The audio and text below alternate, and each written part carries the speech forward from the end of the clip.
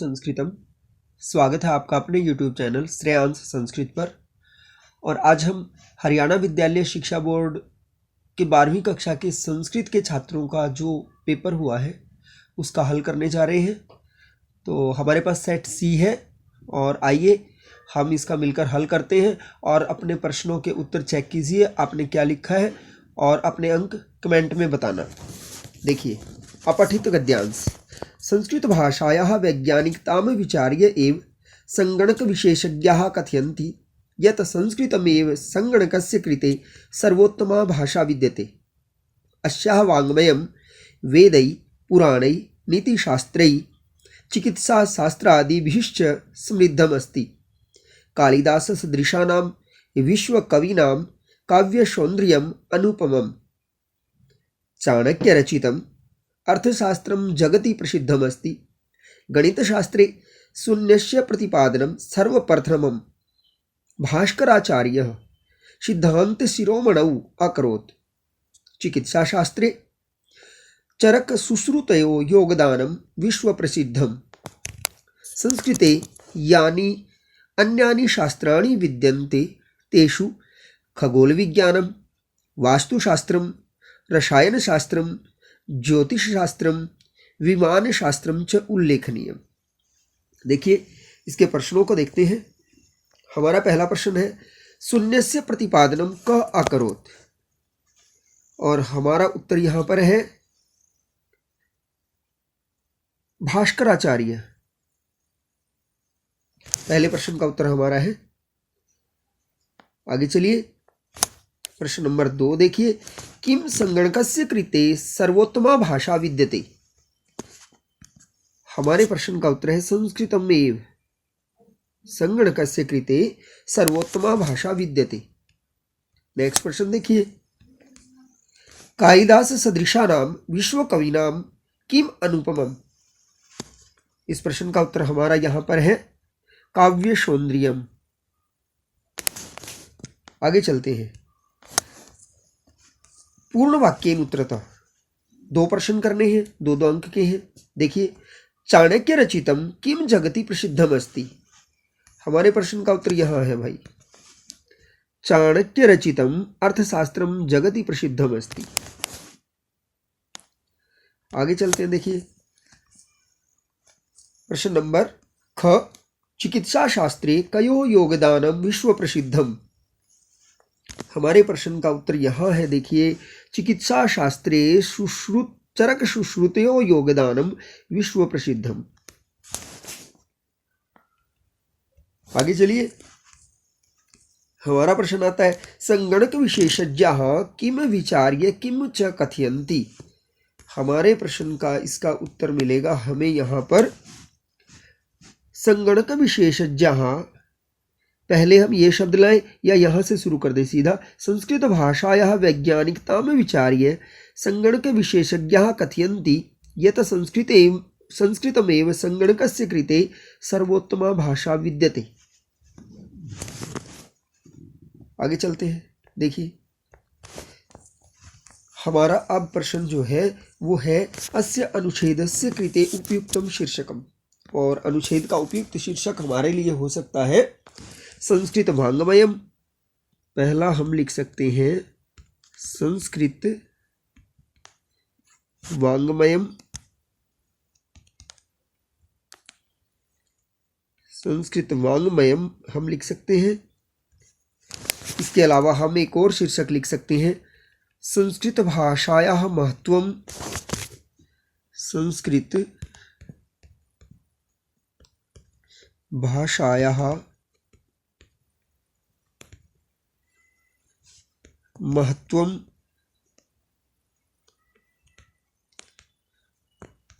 और इसके अलावा हमारे पास एक और तीसरा शीर्षक लिखने के लिए है संस्कृत भाषायाः वैज्ञानिकता। संस्कृत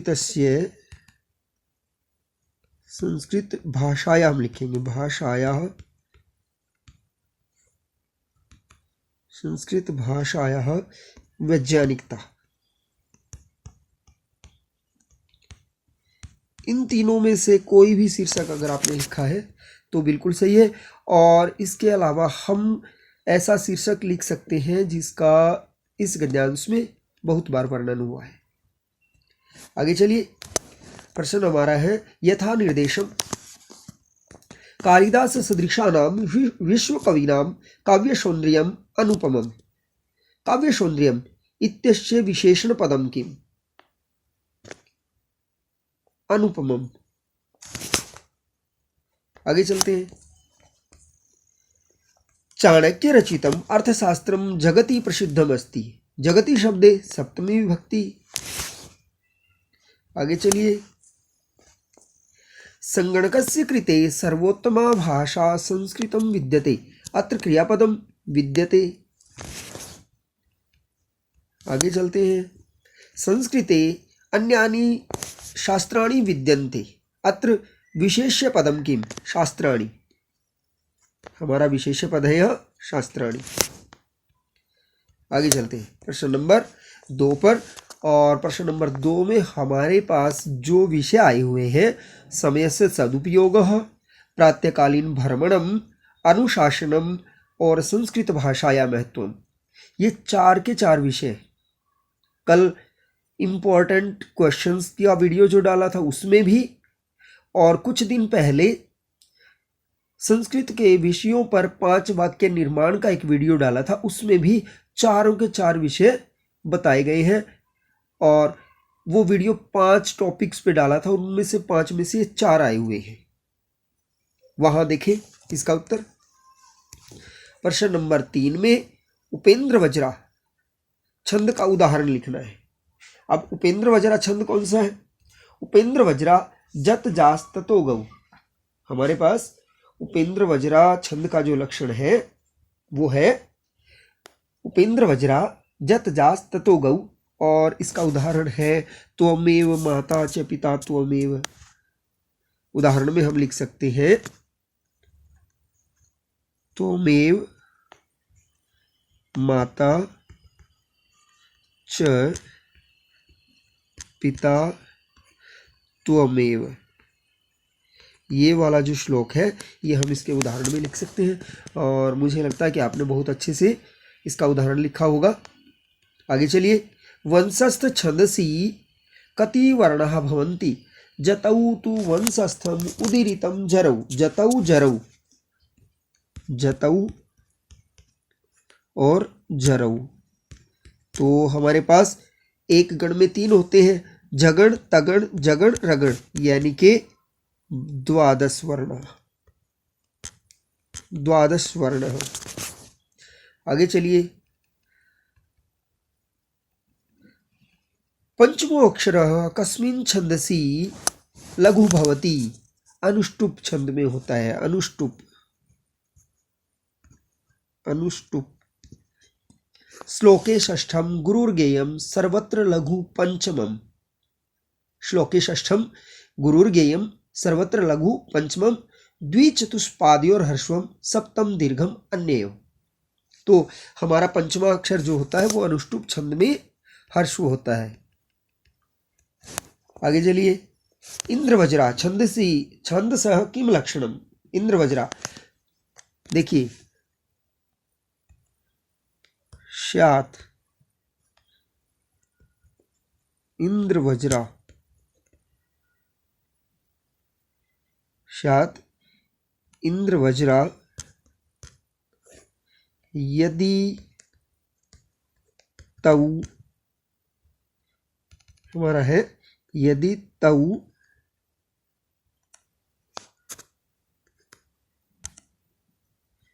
यदि तौ जगौ ग। हमारा इंद्रवज्रा का लक्षण है भाई। आगे चलिए, इसमें 11 अक्षर होते हैं। श्लेषालंकारस्य लक्षणम किम। श्लिष्टै पदैरनेकार्थाभिधाने श्लेष इष्यते। हमारा लक्षण है श्लिष्टै पदै ऋणेकार्थाभिधाने। विधाने श्लेषः इष्यते, श्लेषः इष्यते। बहुत आसान सा उदाहरण था, वो लक्षण है। आगे चलिए, हमारा जो अगला अलंकार है वो है अतिशोक्ति। अलंकारस्य लक्षणम सिद्धे अध्यवसायत्वे अतिशोक्ति निगद्यते। लक्षण हमारा है सिद्धे अध्यवसायत्वे। देखिए, सिद्धे अध्यवसायत्वे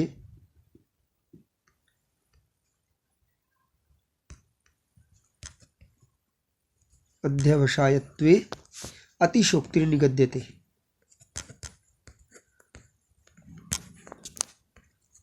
अतिशोक्ति निगद्यते।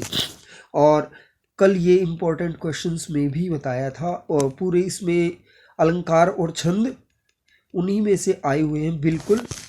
अनुप्रास अलंकार का लक्षण देखिए, अनुप्रास शब्द साम्यम वैषम्यपि स्वरस्यत, या फिर शब्द साम्यम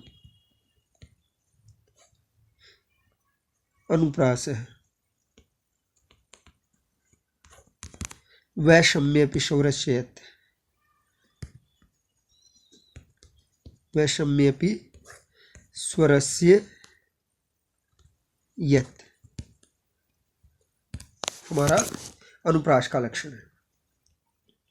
अब यमक अलंकार का उदाहरण, यमक अलंकार के लिए हमारा जो उदाहरण है वो प्रसिद्ध सा है, और हम वो लिखते हैं।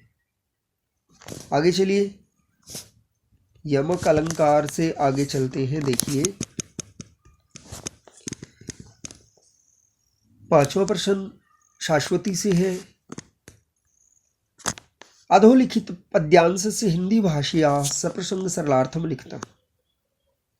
सप्रसंग व्याख्या करनी थी। संकेत ईशावास्यम इदम डैश डैश डैश, और पीछे का है धनम। फिर आगे प्रसंग प्रकरण में हमें लिखना था कि प्रस्तुत श्लोक हमारी संस्कृत की पाठ्यपुस्तक शाश्वती भाग 2 के विद्या अमृतम अश्नुते नामक पाठ से लिया गया है, और इस पाठ में प्रकृति में उपलब्ध चीजों का उपभोग त्यागपूर्वक करने की सलाह दी गई है या बताया गया है। व्याख्या में हमें इसकी हिंदी लिखनी है, हिंदी शब्दार्थ, और फिर शब्दार्थ 2 या 3 शब्दों के अर्थ बताए थे कि लिखने हैं, और फिर भावार्थ लिखना है कि हमें वस्तुओं, सांसारिक वस्तुओं का उपभोग त्याग के साथ करना चाहिए, गिद्ध की तरह नहीं। आगे चलिए, शुक्ति सुधा से है। विपदी धैर्यम अभ्युदय क्षमा सदसी वाकपटुता युधि विक्रमः यशसी चाभिरुचि व्यसनम श्रुतो प्रकृति सिद्धम इदम ही महात्मा नाम। इसमें भी वही 5 पॉइंट हमने बनाने थे। संकेत, प्रसंग प्रकरण, व्याख्या, शब्दार्थ और भावार्थ। आगे चलते हैं, गद्यांश की व्याख्या करनी है। गद्यांश की व्याख्या के लिए हमारे पास वही 4 पॉइंट, संकेत, प्रसंग प्रकरण, व्याख्या और शब्दार्थ। तो मुझे उम्मीद है कि आप लोगों ने इसकी बहुत अच्छे से व्याख्या की होगी। आगे चलिए, शुक्तियों में 2 शुक्तियों का भावार्थ हमें करना था।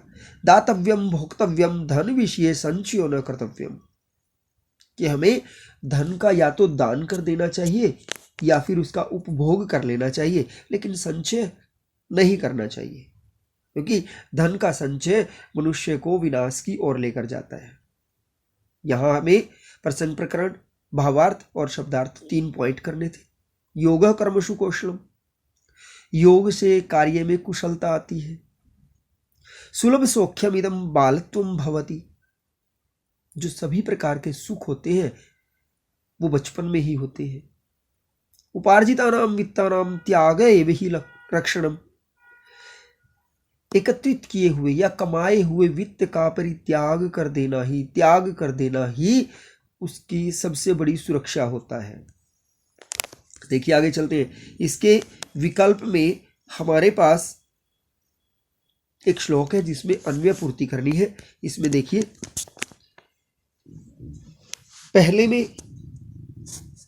पहले श्लोक, पहला जो रिक्त स्थान है, पहली लाइन देखिए, अस्ति यद्यपि सर्वत्र नीरम नीरजम राजितम।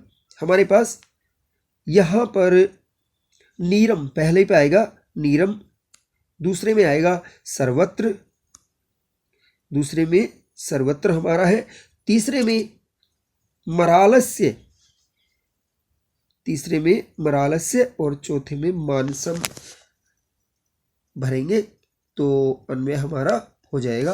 आगे चलते हैं। अधोलिखित श्लोकम पठित्वा प्रश्नानाम उत्तराणि श्लोकात् चित्वा संस्कृत भाषया पूर्ण वाक्य ने लिखता है। देखिए, नियतम कुरु कर्मत्वम कर्म ज्यायो हि अकर्मण शरीर यात्रा अपि च तेन प्रसिद्धेत कर्मण। देखिए, त्वम नियतम किम कुरु, हमारा ये एक शब्द आया है कर्म, यात्रा अपि, यात्रा जमा अपि, यात्रा जमा अपि दीर्घ संधि है, अकर्मण ते कान प्रसिद्धेत, शरीर यात्रा, शरीर यात्रा प्रसिद्धेत, अत्र काल लकार विधिलिंग, विधि लिंग लकार है भाई। आगे चलिए, थोड़ा सा और आगे चलते हैं। अब एक गद्यांश आएगा जिसमें से हमें प्रश्नों के उत्तर निकालने हैं और इसी तरह से वो भी है। यौवन आरंभे प्राय शास्त्र जल प्रक्षालन निर्मलापि कालुष्यमुपयाति बुद्धि नाश्यति च पुरुषम अत्यासंगो विषयेषु। पहला प्रश्न देखिए, विषयेषु अत्र का विभक्ति, विषयेषु में कौन सी विभक्ति है? सप्तमी है भाई, सप्तमी विभक्ति, बहुत आसान है। उपयाति, अत्र का लकार है, याति यातः यान्ति, यहाँ पर इण धातु है और लट लकार है भाई, प्रथम पुरुष है और एक वचन है। आगे चलिए, उपसर्ग पूर्वक इण धातु। आगे चलिए, कदा बुद्धि कालुष्यम उपयाति यौवनारंभे, उत्तर है यौवनारंभे।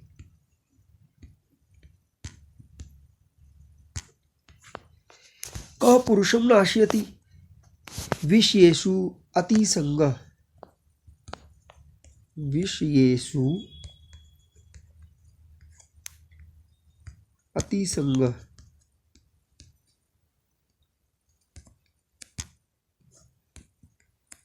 उत्तर इसका होगा। आगे चलिए, वो तो आसान पेपर है और जितने भी वीडियोस 12th क्लास के लिए डाले गए हैं उनमें ये सब आया हुआ है बिल्कुल। कौशकादुपयुक्तं पदं चित्वा रेखांकित पदानि आधृत्य प्रश्न निर्माणं कुरुतः। हिताय चतुर्थी विभक्ति है, कस्मै।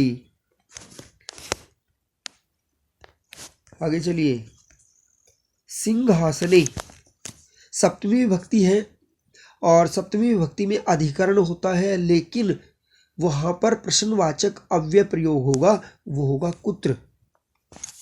शब्दई तृतीय विभक्ति बहुवचन कई। विशेषेण तु राज्ञाम षष्ठी विभक्ति बहुवचन। चतुर्नाम परस्परम विवादो लग्नः, यहाँ षष्ठी विभक्ति बहुवचन है, केशव। आगे चलते हैं, देखिए, ऋतु संहारस्य रचयिता के कालिदास, बहुत आसान है, कालिदास। महाभारतस्य वेदव्यासः।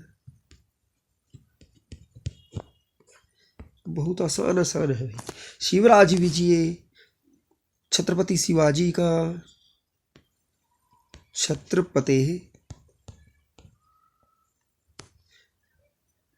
शिवाजी, शिवाजी महाराजस्य।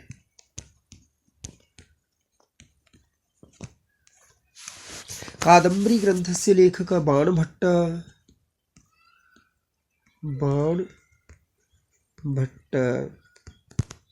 उत्तर रामचरितम् इत्यस्य कवि वर्तते भवभूति, भवभूति। बहुत आसान आया हुआ पेपर। आगे चलते हैं। देखिए हमारा अगला प्रश्न है, वो भी संस्कृत साहित्य के इतिहास से ही है। देखिए, और वो प्रश्न हमारा है, रघुवंशम इति महाकाव्यस्य रचयिता का अस्ति। बहुत आसान है, कालिदास। कालिदास कल इंपॉर्टेंट क्वेश्चंस में भी कालिदास। भवभूति। भगवद्गीतायां कति अध्यायाः सन्ति? 18 अध्याय है। ईशावास्योपनिषद कस्य वेदस्य अंगमस्ति? ईशावास्योपनिषद किस वेद का अंग है? यजुर्वेदस्य। प्राचीनतमं वेदः का अस्ति? सबसे प्राचीन वेद है ऋग्वेद।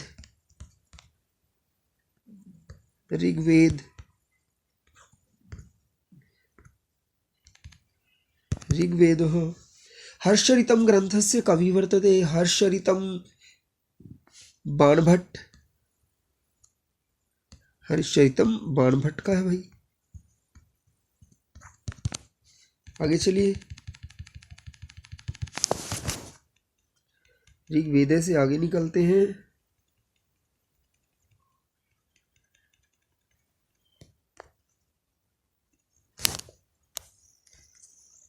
अनुप्रयुक्त व्याकरण का हमारा है अव्ययी भाव समास, जिसका पहला पद अव्यय उपसर्ग हो। पहला पद अव्यय या उपसर्ग हो भाई। और उदाहरण, निर्मक्षिकम। बहुब्रीहि समास, जिसमें दोनों पदों में से कोई भी पद प्रधान ना हो बल्कि अन्य पद प्रधान हो। क्या होगा? अन्य पद प्रधान।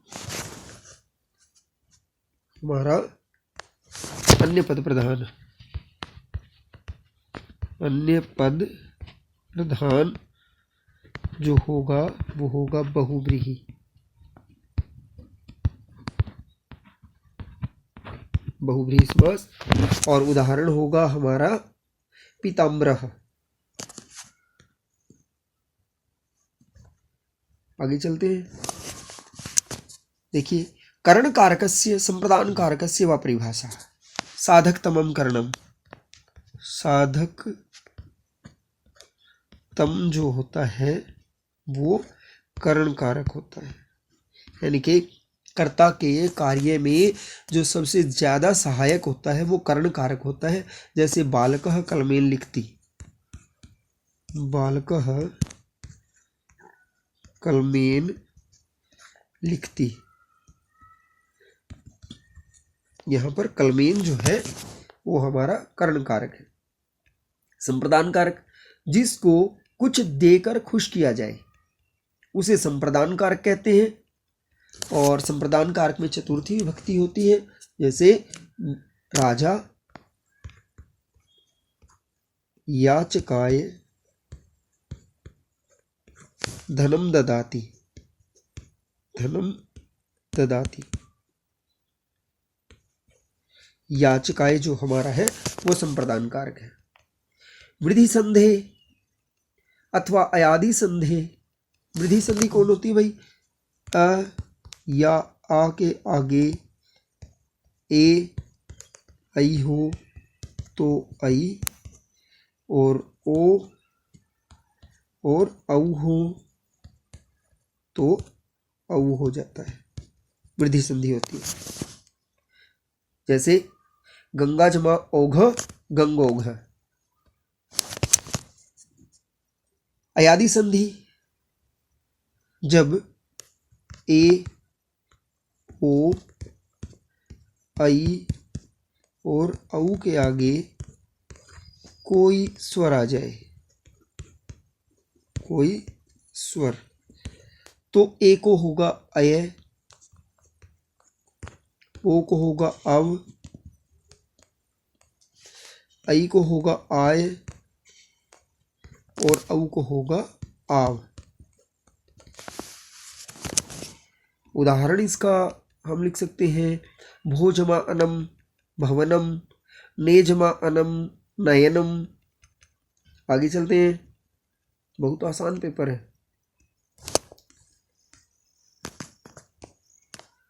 बहुविकल्पात्मक प्रश्न है। दीर्घग्रीव, दीर्घाग्रीवा यस्य स, दीर्घाग्रीवा यस्य स। आगे चलिए, प्रश्न नंबर 2, कर्मणः षष्ठी विभक्ति पठति इत्यत्र क लकार, उफो इतना आसान, लट लकार।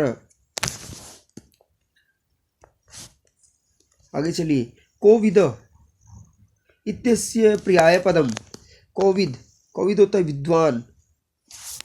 धैर्यशालिनः इत्यस्य शब्दस्य पर्यायपदम धीरः। और आगे चलिए, शुभम इत्यस्य विलोम पदम अशुभम। कर्मणा एव, कर्मणा जमा एव वृद्धि संधि है। और आगे चलते हैं, भयम अस्य विलोम पदम निर्भयम। खादित्वा इत्यत्र क प्रत्ययो विद्यते कत्वा। और आगे चलिए, तस्य एव शब्दस्य का संधि विच्छेद है, तस्य जमा एव, तस्य जमा एव, तस्यैव। जनियेत अज्ञानम, जनियेत तय को द हो जाएगा, जनियेत अज्ञानम, जनियेत तय को द। आगे चलिए, प्रश्न नंबर 12, और प्रत्युत्तरम, प्रतिजमा उत्तरम, प्रतिजमा उत्तरम यण संधि है।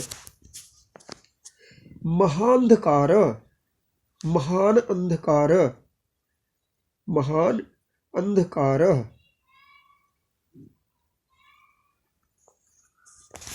महांधकार। आगे चलते हैं, गुरुपदेशः, गुरो उपदेशः, गुरो उपदेशः। प्रकृत्या सिद्धम, प्रकृति सिद्धम, प्रकृति सिद्धम। आगे चलिए, स्थित इत्यस्मिन् पदे का प्रत्यय, स्थित क्त प्रत्यय, स्थित में क्त प्रत्यय हमारे पास है। जन के साथ तल प्रत्यय का प्रयोग, जनता। और मुझे उम्मीद है कि आप सब लोग बहुत अच्छा पेपर करके आए होंगे। प्रश्नों के उत्तर मिलाइए और कमेंट में अपने अपने अंक बताइए किसके कितने अंक बन रहे हैं। और हाँ, अब मैं बिल्कुल कहूँगा कि अगर पेपर का विश्लेषण अच्छा लगे तो वीडियो को लाइक कीजिए, अपने दोस्तों को शेयर कीजिए और चैनल को सब्सक्राइब करना ना भूलें। और अपने जो 11वीं वाले मित्र हैं, अब हमारे जो फ्रेंड्स हैं, उनको चैनल सब्सक्राइब करने के लिए बोलें, क्योंकि साल के शुरू से ही संस्कृत के पाठों की व्याख्या, निबंध इत्यादि लिखने का तरीका और इन चीज़ों के वीडियो आने शुरू हो जाएंगे। धन्यवाद।